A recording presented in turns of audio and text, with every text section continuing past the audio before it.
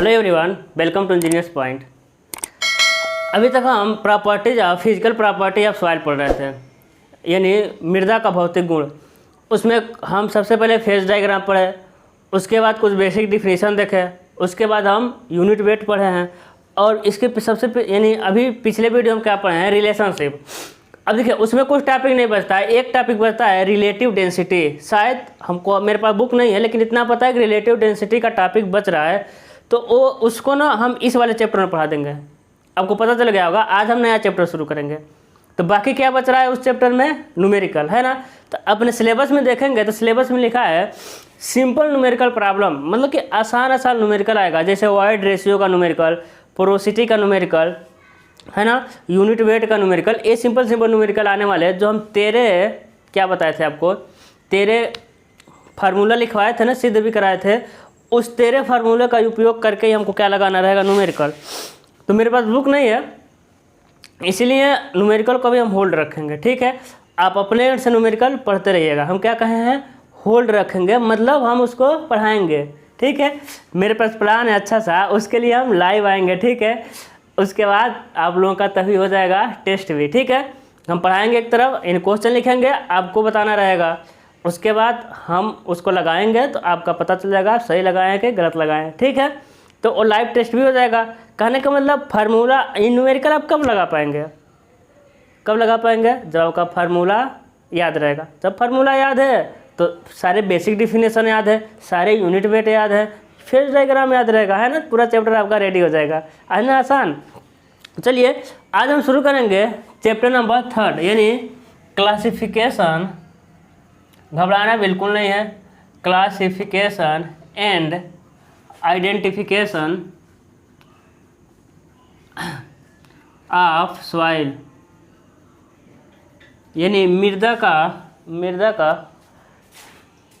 Technical team क्या कर रहे हैं भाई, नहीं दिख रहा, हाँ है ना। क्या हो जाएगा, नहीं दिख रहा भाई। Classification and identification of soil, यानी मृदा का वर्गीकरण एवं पहचान, है ना। क्या करेंगे, मृदा का वर्गीकरण एवं पहचान। तो समझिएगा, अब वर्गीकरण एवं पहचान में सबसे पहले हम क्या करेंगे, उस सॉइल का ना टेस्ट करेंगे, ठीक है। इस चैप्टर में हमको बहुत ही सारा टेस्ट पढ़ना है। तो सबसे पहले हम सॉइल का क्या करेंगे, टेस्ट करेंगे, और टेस्ट करने के बाद हम कहेंगे कि ये इस कैटेगरी में है ना। जैसे कि मान लीजिए कि समझ रहे हैं, पहले हम क्या करेंगे, टेस्ट करेंगे, उसके बाद उस सॉइल को पहचान करेंगे टेस्ट के थ्रू। उसके बाद उसको हम एक कैटेगरी में रख देंगे, कहेंगे ए वाला कैटेगरी है, ए वाला कैटेगरी। हम डिटेल में पढ़ेंगे क्या क्या करना है, ठीक है। तो सबसे पहले क्या करेंगे, हम टेस्ट करेंगे, उसके बाद उसको हम पहचानेंगे टेस्ट करने के बाद, है ना। जैसे कि हमको 50 किलो दे दीजिए, हम नहीं उठा पाएंगे, तो आप कहेंगे ए अंडर 50 किलो वाला है। अभी हम गए जिम उम कर लेंगे, जो नहीं जाते हैं न जाएंगे, गए जिम वगैरह कर लिए, हमको 70 किलो दे दिए, उठा लिए, तो हमको कह देंगे ये 50 किलो से ज़्यादा उठाने वाला आदमी है ना। तो पहले किलो हम मेरे पे दे रहे हैं, तो हम क्या कर रहे हैं, टेस्ट कर रहे हैं, है ना। हम एक नंबर के आलसी आदमी है, ठीक है, ऐसा कुछ नहीं है, ठीक है। अब समझिएगा, क्या करेंगे, हमको 70 किलो जब उठा लिए हम, तो कह देंगे कि आदमी 50 किलो से ज़्यादा वाले में रख दीजिए, है कि नहीं, एक 50 किलो से कम वाले में। तो सबसे पहले हमको टेस्ट कर रहे हैं, उसके बाद मेरी पहचान करके उसके बाद क्या कर रहे हैं, अलग कैटेगरी में रख दे रहे हैं। क्लियर हुआ। तो क्या करेंगे, सबसे पहले टेस्ट करेंगे, उसके बाद पहचानेंगे, उसके बाद इसका हम अलग एक ग्रुप बना देंगे। और कौन सा बनाएंगे वो आपको पता चल जाएगा। तो सबसे पहले हम टेस्ट किसका करेंगे, वाटर कॉन्टेंट का, यानी पहला ये डालिएगा मृदा का जलांश निकालने की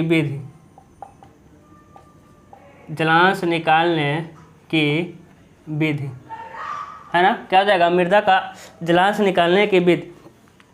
अब देखिए आपको पता है 1000 सब्सक्राइबर हो गए, है ना। अब देखिए आप लोगों का इतना प्यार मिला है कि मेरा तबीयत ना डिस्टर्ब है, लेकिन आप लोगों के प्यार के और बिलीव की वजह से हम कहें कि भाई क्लास नहीं रुकना चाहिए। भले थोड़ा कम क्लास चलेगा, लेकिन क्लास चलने वाला है, ठीक है।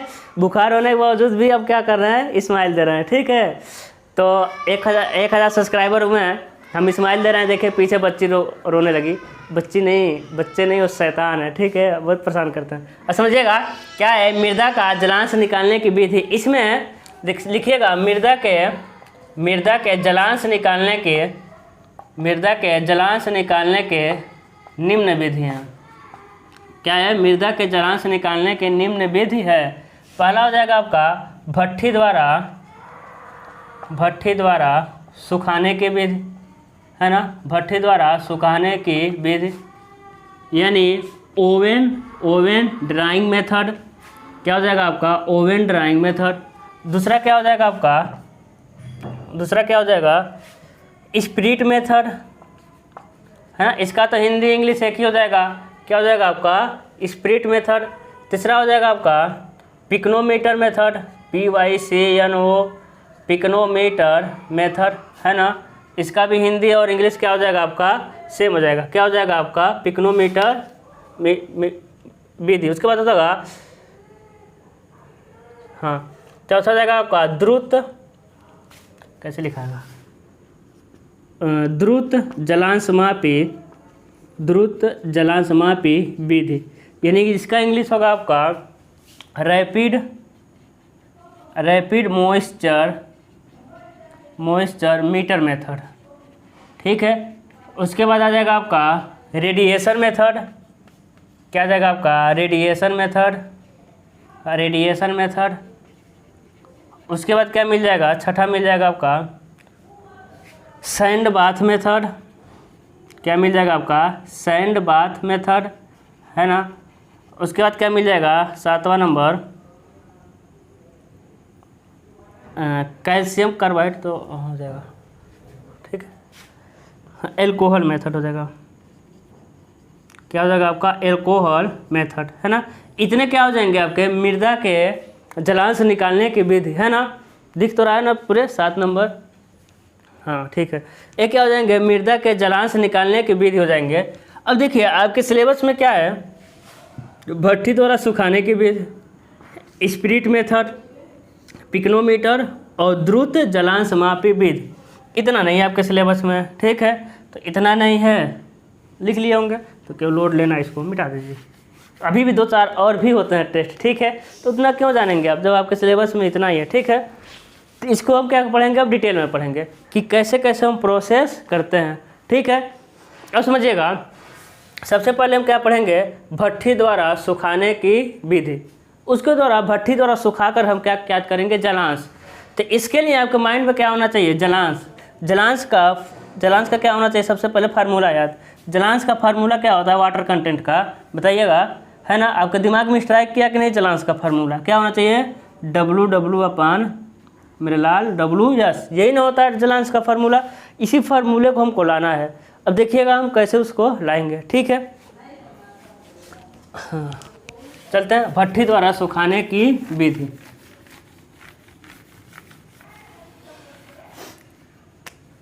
पहला है आपका भट्ठी द्वारा सुखाने की विधि, ठीक है। अब समझिएगा अब क्या करेंगे? भट्ठी द्वारा सुखाने की विधि में सबसे पहले क्या करेंगे? हम एक ज़मीन रहेगा, सबसे पहले क्या करेंगे? एक ज़मीन रहेगा, वहाँ से कुछ मिट्टी को क्या करेंगे? हम खोद के निकालेंगे। कहाँ से? ज़मीन में से कुछ मिट्टी खोद के हम निकालेंगे।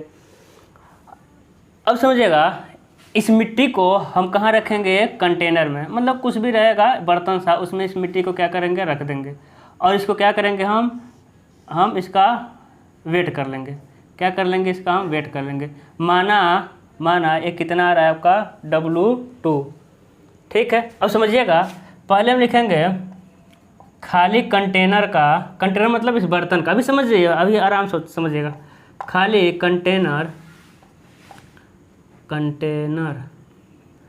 कंटेनर का भार, यानी अभी कंटेनर क्या था आपका? खाली था, ऐसा था, है ना। सिर्फ कंटेनर था तो क्या मिला था आपका? W1। तो क्या मिल जाएगा आपका? W1 ग्राम, है ना। उसके बाद दूसरा लिखेंगे गीली मिट्टी सहित, है ना, यानी गीली मिट्टी, है ना, निकालेंगे तो कुछ ना कुछ गीली होगा ना भाई। ज़मीन के नीचे से निकालेंगे मिट्टी तो एकदम सूखा तो नहीं रहेगा, कुछ ना कुछ उसमें पानी रहेगा। तो हो जाएगा आपका गीली मिट्टी प्लस इसमें क्या है भाई, मिट्टी है तो उसमें कुछ नमी है, तो गीली मिट्टी प्लस कंटेनर का भार, कंटेनर का भार, कंटेनर का भार क्या हो जाएगा आपका W2 ग्राम। ठीक है, तीसरा क्या हो जाएगा, अब इसके बाद देखिएगा, अब क्या करना है ना, अब इस मिट्टी को यहाँ समझे, सबसे पहले हम इसको तोल लेंगे W1, मिट्टी को लाएंगे कंटेनर में तोल लेंगे। इसके बाद ना इसको हम क्या करेंगे, इस कंटेनर को किस में रख देंगे, हम भट्ठी में रख देंगे। किस में रख देंगे, भट्ठी में। कितने कितने टाइम के लिए, 24 घंटे के लिए, है ना। भट्ठी का तापमान कितना होना चाहिए, 105 डिग्री सेल्सियस से 110 डिग्री सेल्सियस के बीच में हम क्या करेंगे, सेट कर देंगे। ठीक है, भट्ठी का तापमान कितना होना चाहिए, 105 डिग्री सेल्सियस से 110 डिग्री सेल्सियस, है ना। अब देखिएगा, जब ये भट्ठी में 24 घंटे बाद रह गया, तब इसको निकालेंगे तो क्या मिलेगा इसमें, अब सिर्फ क्या मिलेगा, सिर्फ मिट्टी मिलेगा, है ना। अब क्या मिलेगा, सिर्फ मिट्टी मिलेगा, इसे हम कहेंगे W3। तो इस मिट्टी में क्या हो जाएगा, समझिएगा, सूखी मिट्टी। मेरे भाई, जब 24 घंटे बाद जब इसको निकालेंगे भट्ठी में रखने के बाद, है ना, 24 घंटे रखने के बाद इसमें कुछ गीली मिट्टी, मतलब कुछ रहेगा क्या, नमी नहीं, वो तो ख़त्म हो जाएगा जल के, तो क्या बचेगा, सिर्फ मिट्टी, यानी इसे हम क्या कहेंगे, सूखी मिट्टी। लेकिन अभी भी जब तौले हैं इसको, तो कहाँ रखे हैं, अभी भी कंटेनर में रखे हैं, ये बर्तन ही तो है, प्लस कंटेनर का भार, कंटेनर का भार क्या मिल गया आपका, W3 ग्राम। ठीक है, समझ आया क्या किए हैं सबसे पहले, और समझिएगा सबसे पहले क्या किए हैं, सबसे पहले हम मिट्टी खोदे हैं, सबसे पहले ग्राउंड लेवल था, जनरल टाइप के मिट्टी खोदे हैं। अभी मिट्टी में क्या होगा, सॉलिड होगा, वाटर होगा और एयर होगा। भाई कहीं से भी मिट्टी, आप समझिएगा, अब मिट्टी को सुखा देंगे ना, मिट्टी को सुखा देंगे और वायुमंडल में रख देंगे ना, तभी वो नमी आ जाएगा, क्योंकि सॉइल होता है वो हाइग्रोस्कोपिक नेचर का होता है। हिंदी क्या होता है, आर्द्रताग्राही, ऐसा कुछ होता है। ठीक है, आर्द्रताग्राही होता है, शायद लेकिन हाइग्रोस्कोपिक होता है। कहने का मतलब मिट्टी जो सुखाने के बाद आप उसको क्या करें, बर्तन में सुखा दीजिए और कहीं रख दीजिए, वो ऑटोमेटिक क्या करेगा, वायुमंडल से वो नमी क्या करेगा, ले लेगा, है ना। हाइग्रोस्कोपिक नेचर का होता है, कुछ ना कुछ मिट्टी में नमी रहेगा। ठीक है, तो जनरली क्या रहेगा आपका, सॉलिड, वाटर, एयर का तो वेट होता ही नहीं है, मतलब ही नहीं है, क्योंकि उसके बाद क्या करेंगे, इसको हम तौलेंगे। सबसे पहले इसको तौलेंगे, किसको, सिर्फ कंटेनर को, है ना, किसको, सिर्फ कंटेनर को, तो ये आ जाएगा आपका W1। उसके बाद मिट्टी को कंटेनर में रखेंगे, मिट्टी को कहाँ रख दिए, कंटेनर में, तो क्या मिल गया, W2। देखिए क्या रख दिया, मिट्टी रख दिए। उसके बाद इसको क्या करेंगे, हम 24 घंटे के लिए भट्ठी में रख दिए, एक गोल बना दिए हम भट्ठी सा। कितने घंटे के लिए, 24 घंटे के लिए। कितने डिग्री सेल्सियस पे, 105 से 110 डिग्री सेल्सियस पे, है ना। देखिए भट्ठी में रख दिए हम। अब जब भट्ठी में रख देंगे तो क्या इसमें नमी बचेगा, नहीं बचेगा। अब क्या होगा, फिर इसको तुरंत के तुरंत क्या करेंगे, इसको हम तोड़ लेंगे, है ना, सिर्फ सॉइल बच गया, यानी ये हो गया आपका W3। बात समझ रहे हैं। अब क्या निकालना है हमको, समझिएगा, आपको निकालना है वाटर कंटेंट, यानी स्मॉल W। वाटर कंटेंट के लिए आपको चाहिए WW/WS। क्या चाहिए आपको, WW/WS। अब समझिएगा WW कैसे मिल सकता है मेरे भाई, समझिएगा WW कैसे मिल सकता है, यानी वाटर सिर्फ कैसे मिल सकता है। इसको देखिए थे, ये वाला सेकेंड वाला, इसमें क्या क्या है, इसमें गीली मिट्टी प्लस कंटेनर, समझिएगा, गीली मिट्टी प्लस कंटेनर प्लस, यानी गीली मिट्टी और कंटेनर है। और इसमें क्या है, समझिएगा, इसमें क्या है, इसको मिटा रहे हैं, इसको इधर लिख रहे हैं। इसमें क्या क्या है, समझिएगा, इसमें क्या है आपका, सॉलिड है, इस वाले W2 की बात कर रहे हैं, सॉलिड है, वाटर है प्लस एयर है। तो एयर का वेट से हमको नहीं मतलब है, क्योंकि यहाँ वेट का कंपेयर करते हैं, एयर से नहीं मतलब। इसमें क्या है, सॉलिड का पार्टिकल, वाटर है और कंटेनर है। इसको हम पूरे को कह रहे हैं क्या, W2। इसमें क्या है, इसमें क्या है, इसमें सॉलिड है, सॉलिड है, इसमें सॉलिड है। क्या वाटर है, नहीं, वाटर नहीं है, लेकिन कंटेनर अभी भी, यानी बर्तन अभी भी कंटेनर है ना। अब समझिएगा, इसे हम कह रहे हैं क्या, W3, यानी क्या W2 में से W3 को घटा देंगे, समझिएगा, सॉलिड सॉलिड, कंटेनर कंटेनर, क्या बचेगा? सिर्फ वाटर, क्या बचेगा? वाटर। तो क्या लिखेंगे हम? क्लियर हुआ? लिखेंगे, है ना, देखिए solid water container, solid container, घटा देंगे यानी W3 में से W2 में से W3 घटा देंगे तो बचेगा सिर्फ वाटर का भार। तो क्या लिखेंगे? अगला फोर्थ लिखेंगे जल का भार, जल का भार यानी W equal to W2 minus W3। ठीक है, ठीक है, ठीक है ना। आगे बढ़ते हैं। अब फिर तो क्या हो जाएगा? W तो निकल गया, अब क्या चाहिए आपको? W यस यस यस, ठीक है, W क्या चाहिए? यस चाहिए। अब W यस कैसे निकलेगा? वेट ऑफ सॉलिड, क्या निकलेगा आपका? Weight of solid. तो कैसे निकाल सकते हैं? सोचिए, वेट ऑफ सॉलिड कैसे निकालेंगे? हाँ, W3 में से W1 को घटा दीजिए मेरे भाई। W3 में क्या है? देखिए तो W3 में क्या है? सॉलिड है प्लस कंटेनर है। सबकी हम वेट की बात कर रहे हैं, weight of solid, weight of container में से कंटेनर घटा दीजिए। इसको कहते हैं हम लोग क्या? W2। ए क्या है? कंटेनर तो है ना W1, सॉरी ये है आपका W3। W3 में से W1 घटा देंगे, कंटेनर कंटेनर घटा देंगे तो क्या बचेगा? सिर्फ W सॉलिड यानी सॉलिड का वेट, है ना। तो क्या लिखेंगे हम? ठोस का भार, ठोस का भार क्या हो जाएगा आपका? W yes. तो क्या मिल जाएगा? W3 माइनस W1,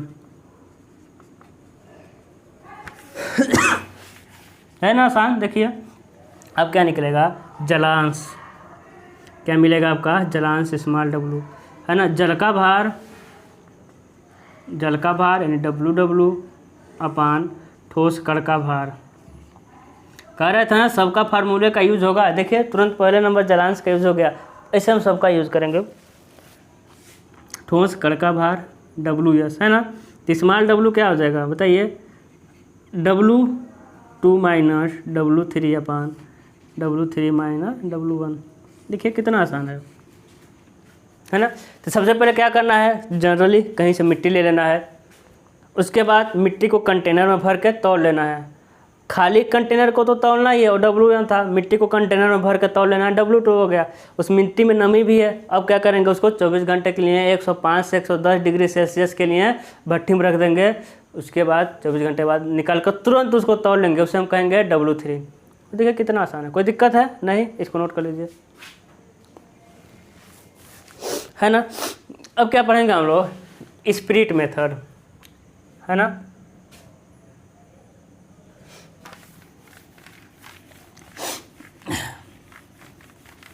क्या पढ़ेंगे? Spirit method.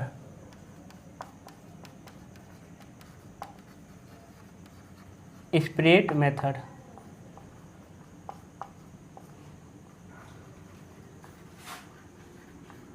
अब स्पिरिट मेथड में क्या करेंगे?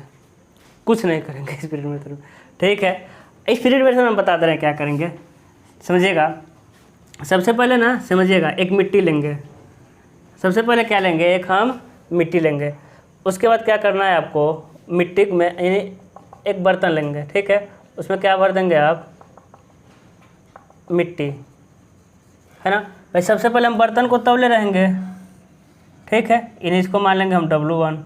उसके बाद सॉइल को, जनरली सॉइल है जो, उसको हम क्या कर लेंगे? इसमें जब सॉइल भरे हैं पिछले की तरह तो हो जाएगा आपका W3। अब ना इसी में क्या करेंगे हम लोग, समझिएगा। अब इसी में क्या करेंगे हम लोग? इसी में हम लोग क्या करेंगे? स्पिरिट डाल देंगे। इसी में क्या डाल देंगे हम लोग? स्पिरिट डाल देंगे, ठीक है। और स्पिरिट डालने के बाद वो क्या करेंगे? स्पिरिट आग पकड़ता है, स्पिरिट डालने के बाद उसमें क्या लगा देंगे? आग लगा देंगे। कहाँ? यहाँ आग लगाना है, किसी की ज़िंदगी में नहीं। कहाँ आग लगाना है आपको? इसमें। आग लगाने के बाद उसका मज़ा लेते रहिए, कहने मतलब उसमें हिलाते रहिए।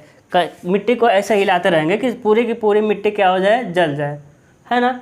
पूरी की पूरी मिट्टी क्या करेंगे? आग लगाने के बाद से हिलाते रहेंगे।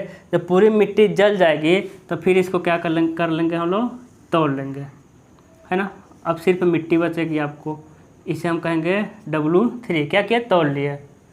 तब मिट्टी को जब आग लगाने के बाद क्या किए हैं? जब चलाए हैं तो पूरी क्या हो गया? पूरा उसमें का नमी क्या हो गया? भाप बन के उड़ गया होगा, है ना।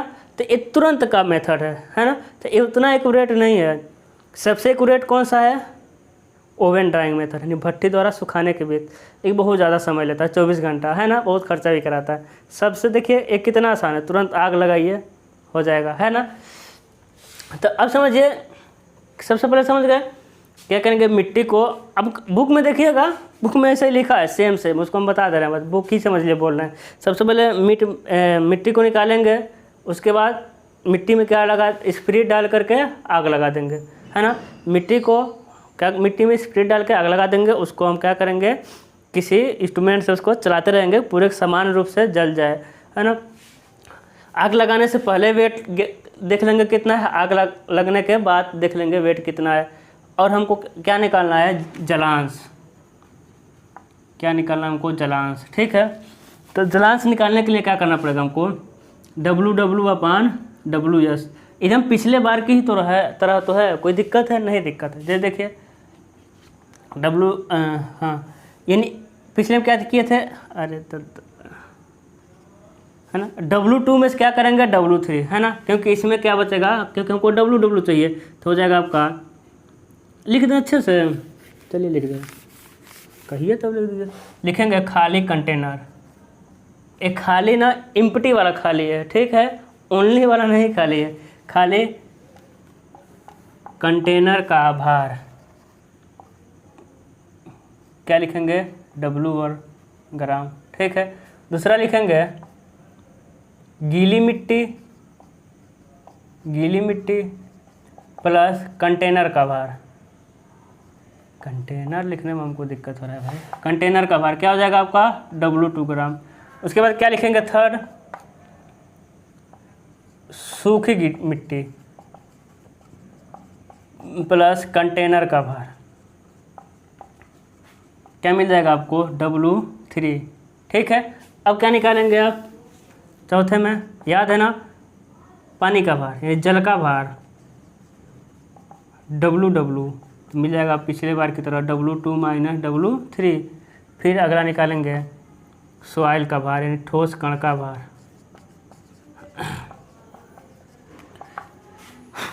क्या हो जाएगा, W4, WS हो जाएगा आपका, W3 - W1, है ना। W3 में सिर्फ सॉइल था, कंटेनर था, W1 में सिर्फ कंटेनर रहेगा। तो लिखेंगे जलांश इक्वल टू, डायरेक्ट हम लिख दे रहे हैं, WW/WS equal to W2 - W3/W3 - W1, ठीक है। ये क्या हो जाएगा आपका, जलांश। 2 मेथड से निकल गया, ठीक है। इम्पोर्टेंट कौन सा है, ज़्यादा अच्छे से पढ़ना है किसको, ओवन ड्राइंग मेथड को, ठीक है।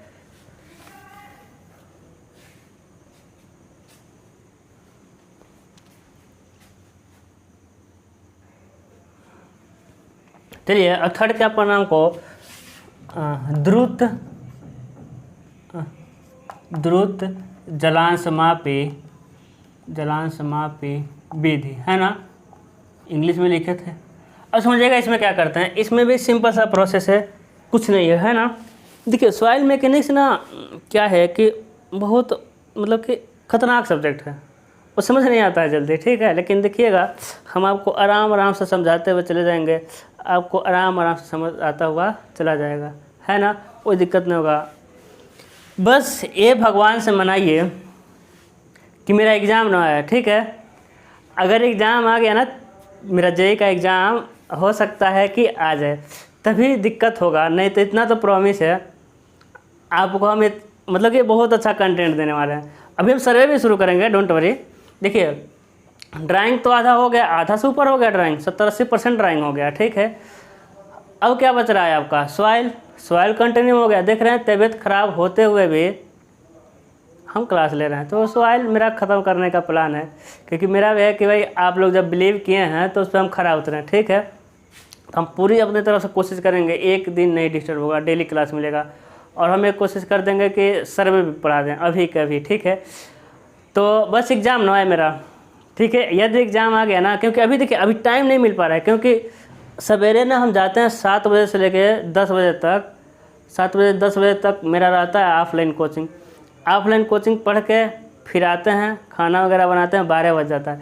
फिर JEE का एग्ज़ाम है तो अपना भी तो कुछ पढ़ना है, फिर पढ़ते हैं, कोचिंग पढ़ा कर आते हैं, थके रहते हैं, सो जाते हैं। तो फिर किसी तरह रात को 10 से 11 बजे आप लोगों के लिए टाइम निकालना है। तो मेरा पूरा प्लान है आप लोगों को अच्छे से कंटेंट देने का, बहुत अच्छा कंटेंट मिलेगा। बस एग्ज़ाम आ गया तो थोड़ा डिस्टर्ब हो जाएंगे, है ना। तो देखते हैं, जब तक नहीं आता है कोई दिक्कत नहीं, और लोग मस्ती में पढ़ते रहिए। देखिएगा, द्रुत जलांश मापी विधि, इसे ना हम लोग कहते हैं एक कैल्शियम कार्बाइड विधि, कैल्शियम कार्बाइड विधि। ये बस पढ़ते हैं, इसका यूज़ हम करते नहीं हैं, ठीक है। अब देखिए इसमें क्या करना है ना, कि इसमें ना एक मिट्टी है, ठीक है। मिट्टी क्या किया, खोदे मिट्टी, और एक इंस्ट्रूमेंट रहता है। क्या रहेगा आपका, एक इंस्ट्रूमेंट रहेगा, है ना। एक क्या रहेगा आपका, एक इंस्ट्रूमेंट रहेगा। एक इंस्ट्रूमेंट ऐसा रहेगा, है ना। एक क्या चीज़ है, ये आपका दाब मापी है। क्या करते हैं आपका, दाब मापी। अब क्या किया, मिट्टी को लाएंगे और इसमें डाल देंगे। किस में डाल देंगे, इसमें, जो इंस्ट्रूमेंट है। अब बुक में देखिएगा अच्छे से फिगर बनाया रहेगा, ठीक है। और हम फिगर तो नहीं बनाएंगे ना, बन ही नहीं पाएगा हमसे, खतरनाक फिगर है। और देखिए सॉइल में एक बात, फिगर जरूर याद रखिएगा। सॉइल का किसी भी सब्जेक्ट में फिगर आपके लिए इंपॉर्टेंट रोल प्ले करता है, ठीक है। ये सब थियोरेटिकल वाले सब्जेक्ट हैं, लेकिन जब हम लोग पढ़ते ना, तो मतलब समझिए 40 के आसपास नंबर आता था। क्यों, क्योंकि हमें भी बताएंगे कैसे लिखना है, ठीक है। सब चीज़ें आप है, कोई बात नहीं, हम ज़्यादा कमेंट नहीं करते हैं, लेकिन प्लान अच्छा खासा आप लोगों के लिए। एक क्या है, दाब मापी है। अब फिगर देख लीजिएगा इसको, ठीक है। एक क्या है, दाब मापी है। इसमें तुरंत मतलब सॉइल को निकाले और डाल दिए, और इसी में क्या डाल देंगे हम, कैल्शियम कार्बाइड, CaC2। क्या डाल देंगे, कैल्शियम कार्बाइड डाल देंगे, और इसके साथ साथ स्टील के कुछ गोलियाँ डाल देंगे, है ना। कि वो क्या करे कि वो किसी को मतलब कि मिट्टी को जमने ना हो दे, मिट्टी को तोड़ता रहे, स्टील की गोली, है ना। मिट्टी एक जैसा मतलब कि इकट्ठा ना हो पाए, और तुरंत इसको क्या कर देंगे, हम बंद कर देंगे। तुरंत क्या कर देंगे, बंद कर देंगे। अब देखिए होता क्या है ना, इसमें ये जो कैल्शियम कार्बाइड होता है, ये जल से क्या करता है, रिएक्शन करता है। ये जो कैल्शियम कार्बाइड होता है बहुत ही सेंसिटिव होता है, किसके लिए, जल से, है ना। वो जल से मिलते क्या करने लगेगा, बना लेगा एक H2CO3, है ना। एक गैस बनाता है, अब क्या नाम है इसका नहीं पता, H2CO3 गैस बनाता है, ठीक है। नहीं भी जानना है, नाम भी नहीं। तुरंत क्या करेगा ये CaC2 तुरंत क्या करेगा, पानी से रिएक्शन करके H2CO3 गैस बना देगा। और गैस गैस जब बनेगा तो प्रेशर डालेगा, और कितना प्रेशर दे रहा है गैस, कौन बता देगा, आपका दाब मापी बता देगा, इतना प्रेशर आ रहा है। अब एक चीज़ समझिएगा, अब जलांश का ये फालतू विधि है, ठीक है, इसका यूज़ नहीं करते हैं, पढ़ते हैं। इसके अंदर जब पानी ज़्यादा है तो प्रेशर क्या बनाएगा, ज़्यादा बनाएगा। लग रहा है कि नहीं लग रहा है, CaC2 पानी से रिएक्शन करेगा, तो इसके अंदर पानी ज़्यादा तो क्या होगा, प्रेशर ज़्यादा, ठीक है। इसके अंदर पानी ज़्यादा तो रिएक्शन होगा, गैस ज़्यादा बनेगा तो प्रेशर, दाब मापी पे प्रेशर ज़्यादा मिलेगा। पानी कम तो गैस कम, है ना, गैस कम तो प्रेशर कम मिलेगा। तो प्रेशर को देख के हम जल का अनुमान लगाते हैं, ठीक है। तो अनुमान लगाने वाले भी थे, इसका तो हम यूज ही नहीं करते, तो बस पढ़ लीजिए आप, ठीक है।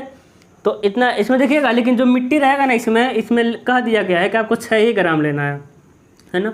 मिट्टी जो कितना ग्राम लेना है आपको, 6 ग्राम ही लेना है मिट्टी, ठीक है। और जब JEE के एग्जाम में जाएंगे तो पूछेगा कि द्रुत जलांश मापी विधि या कैल्शियम कार्बाइड मेथड में कितने मिट्टी लेते हैं, मिट्टी की मात्रा कितनी होती है, तो याद रहेगा कितने, 6 ग्राम। तो सबसे पहले क्या करना है, मिट्टी को लेना है, मिट्टी को इंस्ट्रूमेंट में रखना है, उसमें कुछ कैल्शियम कार्बाइड मिलाना है, और उसके साथ साथ स्टील की कुछ गोलियां मिलाना है, ताकि मिट्टी जमे ना हो, क्या हो, बिखरा हुआ रहे, तभी तो अच्छे से मिल पाएगा कैल्शियम कार्बाइड। उसके बाद क्या करेंगे, मिट्टी इंस्ट्रूमेंट को थोड़ा सा हिलाते रहेंगे, क्योंकि अच्छे से मिल जाए, है ना। तो इंस्ट्रूमेंट को क्या करेंगे, थोड़ा थोड़ा हिलाते रहेंगे। उसके अनुसार उसके बाद क्या होगा, कैल्शियम कार्बाइड जल के प्रति क्या होता है, बहुत ही रिएक्टिव होता है, जल से क्रिया करेगा और H2CO3 गैस बना लेगा, और गैस का प्रेशर दाब मापी में दिख जाएगा। यदि जल की मात्रा, वाटर कंटेंट जल ही तो निकालना, यदि जल का मात्रा अधिक है तो दाब अधिक दिखाएगा, जल की मात्रा कम है तो दाब कम बताएगा। यह एक अशुद्ध विधि है, अतः इसका प्रयोग हम नहीं करते। सब लिख देना, ठीक है। अब क्या हो जाएगा, अगला हो जाएगा आपका पिक्नोमीटर मेथड, PYCNOMETER मेथड, यानी पिक्नोमीटर विधि। अब देखिए पिक्नोमीटर विधि क्या लिखना है कि बाद में पढ़ेंगे। कब बाद में हम बताएंगे कब पढ़ना, अगले लेक्चर में नहीं। क्यों? क्योंकि समझिएगा पिक्रोमीटर विधि द्वारा हम क्या निकालते हैं, अभी हम निकालेंगे जलांश, लेकिन एक होता है अपेक्षिक गुरुत्व निकालना। पढ़े ना, अपेक्षिक गुरुत्व क्या होता है? माइंड में फार्मूला याद आ रहा है, unit weight of substance upon unit weight of water at 4 degree Celsius, है ना। तो जो अपेक्षिक गुरुत्व निकालते हैं मिट्टी का, वो भी किसके थ्रू निकालेंगे? पिक्नोमीटर के, है ना। इसके बाद जब आगे जाएंगे 3-4 चैप्टर बाद पढ़ेंगे तो उसमें भी एक आएगा पिक्नोमीटर, ठीक है। वहाँ भी हम कुछ निकालेंगे किसके हेल्प से? पिक्नोमीटर का। तो इन तीनों के तीनों मेथड को हम क्या करेंगे? एक जगह पढ़ेंगे, ठीक है। ये तीनों एक ही जैसे हैं। कहने का मतलब जलांश निकालने का विधि, अपेक्षिक गुरुत्व निकालने का विधि, और एक और विधि आएगा जो दूसरे चैप्टर में है। इन तीनों विधि का जब विधि से हम ज्ञात करते हैं तो किसका यूज करते हैं? पिक्नोमीटर का। तो ये तीनों को हम एक साथ पढ़ेंगे, ठीक है। तो पिक्नोमीटर में लिख देना है, बाद में पढ़ेंगे। क्यों लिखना है? हम तो भी अपने डायरी में नोट कर लेंगे कि हम पिक्नोमीटर छोटा है, ठीक है। तो यदि हम भूल जाते हैं तो आपको क्या कर देना है? एसएमएस कर देना है, ठीक है। तो आज के लिए बस इतना ही। नेक्स्ट में हम पढ़ेंगे determination of unit weight of soil, ठीक है। यानी सॉइल का यूनिट वेट ज्ञात करना। Thank you so much.